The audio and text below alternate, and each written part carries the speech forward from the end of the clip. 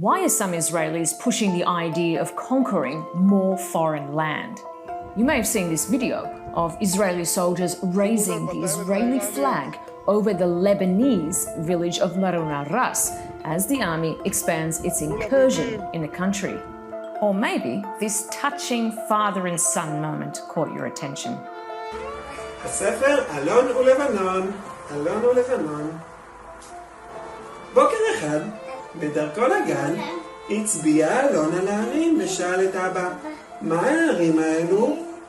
אלו הרי לבנון. אי אפשר, זה מסוכן, האויב נמצא שם. That's the book, Alon and Lebanon, published by an Israeli organization that wants to build settlements in Lebanon. Because it seems the war in Lebanon has boosted the hopes of Israelis with new settlement ambitions. One organization's already come up with a proposal, and they've changed the names of these Lebanese villages to Hebrew ones. You see, there's an even bigger picture here. The idea of Greater Israel. That's the claim that God promised the, quote, children of Israel, not only Israel, but the West Bank, Gaza, all of Lebanon, all of Jordan, most of Syria, parts of Iraq, Egypt, Saudi Arabia, and even a tiny bit of Turkey. It's often dismissed as a fringe fantasy, but is it? In September, the Jerusalem Post published and then removed this editorial piece entitled, "Is Lebanon Part of Israel's Promised Territory?" It caused quite a stir because the author spells out the religious reasons why these territories really belong to Israel. It goes even further, arguing biblical texts command Jewish people to conquer these territories to fulfill this historic promise. Again, fringe fantasy? Well, not really. While the concept has religious origins, the politics originate from Zionism and the European project at the turn of the 20th century to help Jewish people migrate to what was then historic Palestine. Some in the Zionist movement envisioned the lands under the British Mandate would be part of a new Jewish state. But another mainstream Zionist idea was that other areas should become Israel, including historic Palestine and Transjordan. Look familiar? It might do.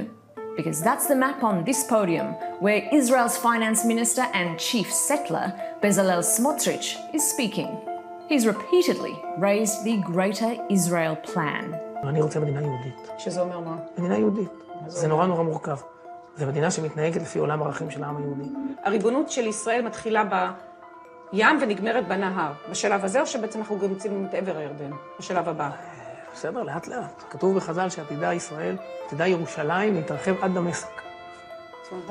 רק ירושלים, עד דמשק. Now, Smotrich is often dismissed as a radical, but building settlements is a key part of this Greater Israel plan, and it's actually the law. In 2018, the Israeli Knesset passed what's known as the Nation-State of the Jewish People law, enshrining the development of Jewish settlements as a national value. It also defined Israel as an exclusively Jewish state where only Jewish people have the right to statehood. And as we've seen, this settler project has been successful.